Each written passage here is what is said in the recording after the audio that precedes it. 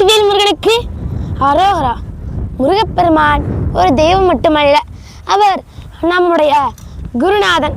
முருகன் அப்படின்னு சொன்னாலே நமக்கு முதல்ல ஞாபகம் வர்றது வேல். அப்புறமா முருகனுடைய வாகனமான மயில், அப்புறமா சேவர் கொடி, அதன் பின் அறுபடை வீடுகள், அதன் பின் திருப்புகழ்கள். இது எல்லாமே நம்ம மனதிற்கு ஞாபகம் வரும்.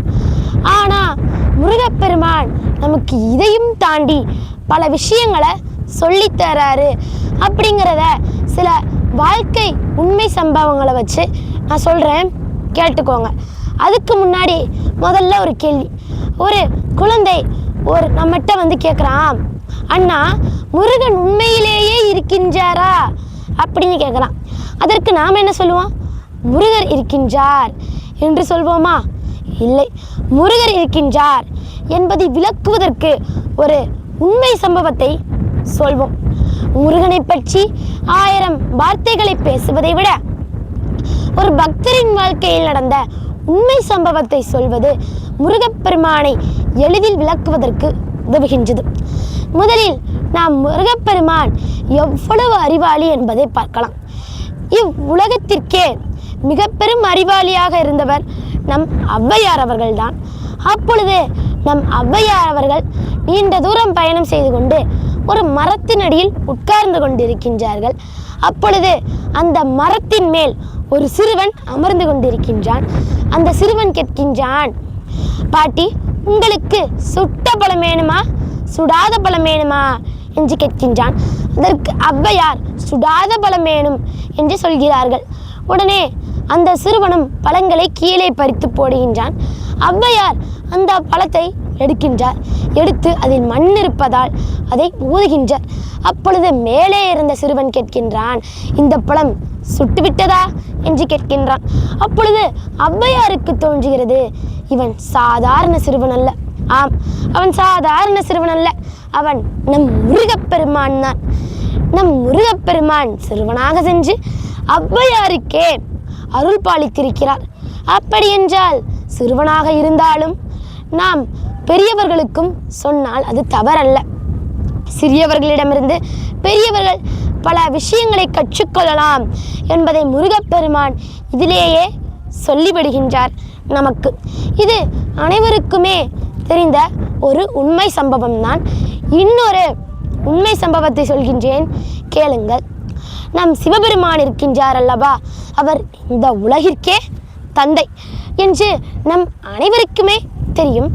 அப்பொழுது ஓம், இந்த பிரணவ மந்திரத்தின் பொருள் என்ன அப்படி என்று நம் சிவபெருமான் முருகனிடம் கேட்கின்றார். அப்பொழுது நம் முருகர் சொல்கின்றார், நான் உங்களுக்கு சொல்கின்றேன், ஆனால் நீங்கள் எனக்கு சீடராக வந்து பணிந்து கேட்க வேண்டும் என்று கேட்கின்றார். அதே போல் நம் சிவபெருமானும் முருகப்பெருமானிடம் சீடனாக வந்து கேட்கின்றார். நம் முருகப்பெருமான் குருவாக சிவபெருமானுக்கு பிரணவ மந்திரத்தின் பொருளை சொல்கின்றார். இந்த இடத்தில் நம் முருகப்பெருமான் இவ்வுலகிற்கே தந்தை. அதே போல் அவருடைய தந்தைக்கும் தன்னுடைய சக்தியினால் பிரணவ மந்திரத்தை உபதேசிக்கின்றார். அப்படி இருக்கையில் நம்மால் ஏன் சொல்ல முடியாது? நாம் சின்னவர்கள் நம்மிடம் வந்து ஒன்று சொன்னால் அதை கேட்காமல் போய்விடக்கூடாது. அதை நாம் கவனித்து கேட்டால் அதிலிருந்து நமக்கு நாம் தேடும் சில விஷயங்கள் கிடைக்கலாம். அடுத்த ஒரு உண்மை சம்பவம் என்ன அப்படிங்கிறத சொல்கிறேன். நம்ம வள்ளியை வந்துட்டு முருகப்பெருமான் திருமணம் செய்கிறதுக்காக பல முயற்சிகளை எடுத்திருக்காரு. அப்படி பல முயற்சிகளில் ஈடுபட்டாலும் வள்ளி அம்மா சீக்கிரமாக அதுக்கு சம்மதிக்கலை. அப்போ கடைசியாக நம்ம விநாயகரோட உதவியால் நம்ம முருகப்பெருமான் வள்ளியை தன்னோட மனைவி ஆக்கிக்கிட்டாரு. இப்போ இந்த இடத்துல முருகப்பெருமான் பல கஷ்டங்களை பட்டிருக்காரு. ஆனால் கடைசியில் அவருக்கு வெற்றி கிடச்சிருச்சு. இங்கே நம்ம முருகப்பெருமானுக்கு 2 மனைவிகள் அப்படின்னு எல்லாரும் நினைக்காங்க, அது தவறு. நம்ம வள்ளியும் தெய்வ யானையும் முருகப்பெருமானுடைய 2 சக்திகள், இச்சாசக்தி கிரியாசக்தி ஆவார்கள். இதில் நம்ம என்ன புரிஞ்சுக்கிறோன்னா, நம்ம வாழ்க்கையில் ஒரு முயற்சி எடுக்கிறோன்னா எடுத்துக்கிட்டே இருக்கணும். அப்போ கடைசியில் நமக்கு அதற்கான பலன் கிடைத்துவிடும். இப்போ நான் சொல்ல போற சம்பவம் இந்த உலகம் முழுவதுமே பிரபலமா எல்லாருக்குமே தெரிஞ்ச சம்பவம் தான். அது என்னன்னா, நம்ம முருகப்பெருமானுக்கும் விநாயகருக்கும் நடந்த ஞானப்பழத்திற்கான போட்டி தான். இந்த ஞானப்பழ போட்டிக்கு காரணமே நாரதர் தான். நாரதர் ஒரு ஞானப்பழத்தை கொண்டு வந்து நம்ம சிவபெருமான்கிட்ட காமிக்கிறாரு. காமிச்சு இந்த பழத்தை இரண்டாக பிரிக்கக்கூடாது, இதை ஒரே ஒரு நபருக்கு தான் கொடுக்க முடியும் அப்படின்னு சொல்கிறாரு. நம்ம சிவபெருமானம் ஒரு முடிவெடுக்கிறாரு. அது என்னன்னா, ஒரு போட்டி வைக்க போகிறாரு. அந்த போட்டி என்னன்னா, நம்ம முருகப்பெருமானும் விநாயகரும் இந்த உலகத்தை 3 முறை சுற்றி வரணும். அதில் யார் முதல்ல வராங்களோ அவங்களுக்கு தான் இந்த ஞானப்பழம் அப்படின்னு சொல்கிறாருங்க. இதே மாதிரி அவங்களும் போட்டி தொடங்குது. நம்ம முருகப்பெருமான் மயில் வாகனத்தில் ஏறி இந்த உலகத்தை சுத்த கிளம்பிட்டாரு. ஆனால் நம்ம விநாயகர்கிட்ட இருக்கிற மூசிக வாகனம். அப்போ அவர் யோசிக்கிறாரு, மூசிக வாகனம்னா எலி, அதை வச்சுக்கிட்டு நான் எப்படி இந்த உலகத்தை முழுவதும் 3 முறை சுற்றி வருவேன் அப்படின்னு தீவிரமாக யோசிக்கிறாரு. அப்படி தீவிரமாக யோசிக்கிறப்போ அவருக்கு ஒரு யோசனை வருது. காரணம், தன்னுடைய உலகமே பார்வதியும் தான், அதனால் நான் போயிட்டு அவங்கள சுத்த போகிறேன் அப்படின்ட்டு அவர் சிவன் மற்றும் பார்வதியை சுற்றுறாரு. 3 முறை சுற்றி வந்த உடனே ஞானப்பழத்தை வாங்கிடுறாரு. நம்ம முருகப்பெருமான் உலகத்தை 3 முறை சுற்றி வந்து அங்கே பார்த்தா நம்ம விநாயகர்கிட்ட ஞானப்பழம் இருக்கிறத பார்த்த உடனே நம்ம முருகப்பெருமானுக்கு கோபம் வந்துடுது. உடனே நம்ம முருகப்பெருமான் பழனிக்கு போகிறாரு. பழனிக்கு போயிட்டு அங்கே இருக்கார்.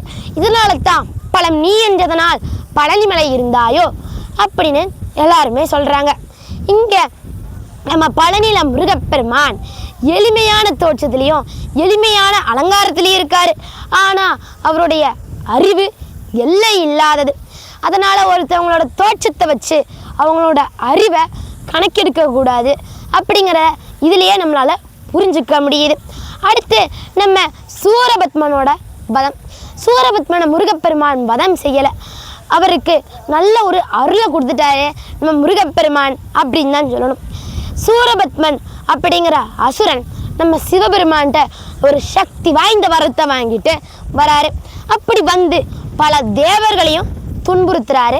அப்படி பல தேவர்களை துன்புறுத்துறப்போ நம்ம முருகப்பெருமான் அதை தட்டி கேட்கறதுக்காக சூரபத்மனை எதிர்த்து போர் புரிகிறாரு. பல நாட்கள் கடந்த பின் நம்ம சூரபத்மனே நேரடியாக போர்க்களத்துக்கு வரான். நம்ம முருகப்பெருமானோட கையில் இருக்கிறது வேல். அந்த வேல் ஞானத்தின் சக்தி. அப்போ நம்ம சூரபத்மனுக்கும் முருகப்பெருமானுக்கும் கடுமையான போர் நடக்குது. அதில் சூரபத்மன் பல மாயங்களை பண்ணுறான். ஆனால் கடைசியில் சூரபத்மன் தோற்று போயிடுறான். அப்போ சூரபத்மன் கடைசியாக ஒரு மரமாக இருக்கிறப்போ முருகப்பெருமான் தன்னோட வேலை எய்கிறாரு. அப்படி எய்தப்போ அந்த வேல் அந்த மரத்தை 2ஆக பிளந்துருச்சு. அப்படி பிளந்துட்டு போகிறப்போ அந்த இரு அசுரனின் பகுதிகளுமே மயில் மற்றும் சேவலா மாறிடுச்சு. நம்ம முருகப்பெருமான் சூரபத்மனை தன்னுடைய வாகனமான மயிலாகவும் அப்புறமா இன்னொரு பாகத்தை சேவற்கொடியாகவும் மாற்றிட்டார். இவ்வளவு பெரிய தவறு செஞ்சவனையும் அழிச்சிட்டாருன்னு சொல்ல முடியாது, காப்பாற்றிட்டாரு. காப்பாற்றி அவருக்கு ஒரு நல்ல புத்தியை கொடுத்துட்டாரு அப்படின்னு தான் சொல்லணுங்க. இதே மாதிரி இன்னொரு விஷயம், நம்ம வாழ்க்கையில் தீமைகள் இருக்குது அப்படின்னா அதை அழிக்கணும். ஆனால் அதற்காக ரொம்ப அகம்பாவமாக அதில் விருப்பு ரொம்ப நமக்கு வரக்கூடாது. அதன் பின் முருகப்பெருமான்கிட்ட நம்ம போய் என்ன வேண்டுவோம், முருகா என் குடும்பம் நல்லா இருக்கணும், முருகா என்னோட குடும்பத்தில் யாருக்கும் நோய் நொடி வரக்கூடாது, முருகா எனக்கு செல்வத்தை கொடு அப்படின்னா வேண்டுவோம். நம்ம முருகப்பெருமான்கிட்ட போய் என்ன வேண்டணும் தெரியுமா, முருகா உன்னோட எண்ணங்கள் எப்போதுமே என் மனசில் இருக்கணும், உன்னை மறவாத ஒரு மனசை எனக்கு கொடு அப்படின்னு தான் கேட்கணும். பணம் பலருக்கும் இருக்கலாம், ஆனால் அவங்களுக்கு நிம்மதி இருக்காது. அதே மாதிரி ரொம்ப புகழுள்ளவங்களும் பலர் இருக்கலாம், ஆனால் அவங்களுக்கு சந்தோஷம் இருக்காது. ஆனால் நம்ம முருகப்பெருமான் யாரோட மனதில் இருக்கின்றாரோ அவர்களுடைய மனதில் எல்லாம் ஒரு கோவில் தான்.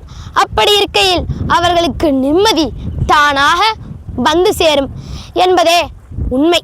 அதே போல் முருகர் யாருடைய கடவுள்? நம் தமிழர்களுடைய கடவுள். ஆமாம், ஆனால் தமிழர்களுக்கான மட்டும் கடவுளா? இல்லை, அவர் எல்லாருடைய கடவுள்தான். மொழி பார்க்கவில்லை, இனம் பார்க்கவில்லை, ஏன் ஒருவருடைய எண்ணத்தை மட்டுமே நம் முருகப்பெருமான் பார்க்கின்றார். அவருடைய எண்ணத்தில் நான் இருக்கின்றேனா என்று மட்டும் நான் நம் முருகப்பெருமான் ஒரு பக்தரில் மனதில் பார்க்கின்றார். அதை தவிர பணம் இருக்கின்றதா, பதவி இருக்கின்றதா, புகழ் இருக்கின்றதா என்று நம் முருகப்பெருமான் பார்க்கவில்லை. அருணகிரிநாதரையே எடுத்துக்கொள்ளுங்களேன்.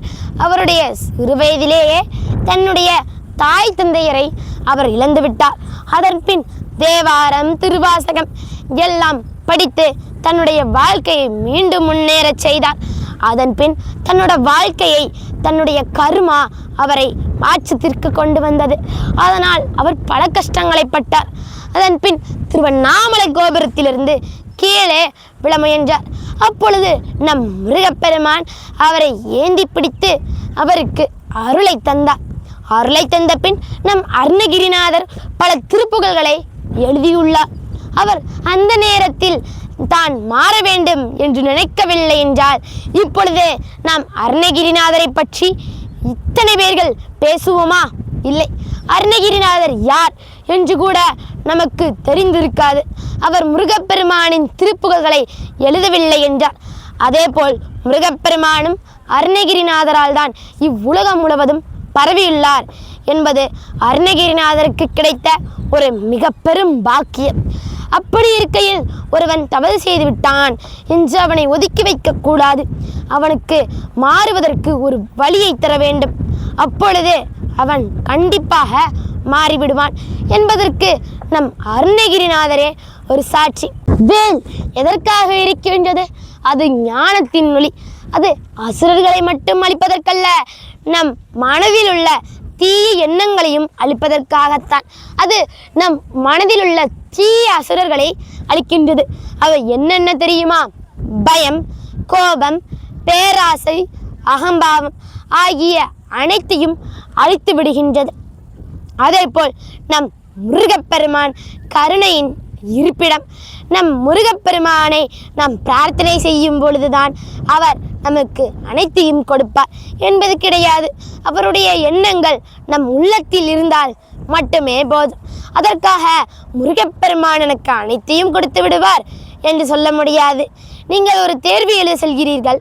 அந்த தேர்வு எழுத செல்லும் பொழுது நீங்கள் படித்தால்தான் அந்த தேர்வில் நல்ல மதிப்பெண்கள் எடுக்க முடியும். அதற்காக நீங்கள் இரவு படிக்காமல் முருகப்பெருமானிடம் என்னுடைய தேர்வில் நான் நல்ல மதிப்பெண்கள் எழுத வேண்டும், நீ எனக்கு சொல்லித்தா என்று கேட்டால் முருகன் உங்களுக்கு சொல்லித்தர முடியுமா? இயலாதல்லவா? நீங்கள் படித்தால் மட்டுமே உங்களால் நல்ல மதிப்பெண்கள் எடுக்க முடியும். இதேபோல்தான் வாழ்க்கையிலும் முருகன் ஒரு வழியை கொடுப்பார். அந்த வழியை நாம் பயன்படுத்தி முயற்சியால் வாழ்க்கையில் முன்னேற வேண்டும்.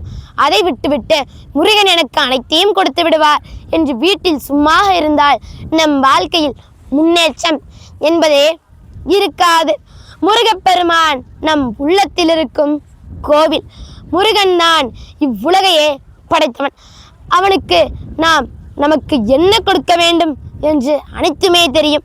அதனால் நம்முடைய கர்மா குறைந்தவுடன் முருகப்பெருமான் நாம் வேண்டியதை நமக்கு விரைவாக கொடுத்து விடுவார். அதனால் நாம் முருகப்பெருமானை பிரார்த்திப்போம். முருகனிடம் நம்முடைய வேண்டுதலை வைப்போம். அந்த வேண்டுதல் என்ன தெரியுமா? உலகில் உள்ள அனைவரும் நன்றாக இருக்க வேண்டும் என்பதை மட்டும் வேண்டுவோம். முருகன் நமக்கு என்ன தேவையோ அதை முருகப்பெருமானே கொடுத்து விடுவார். வெற்றிவேல் முருகனுக்கு அரோகரா.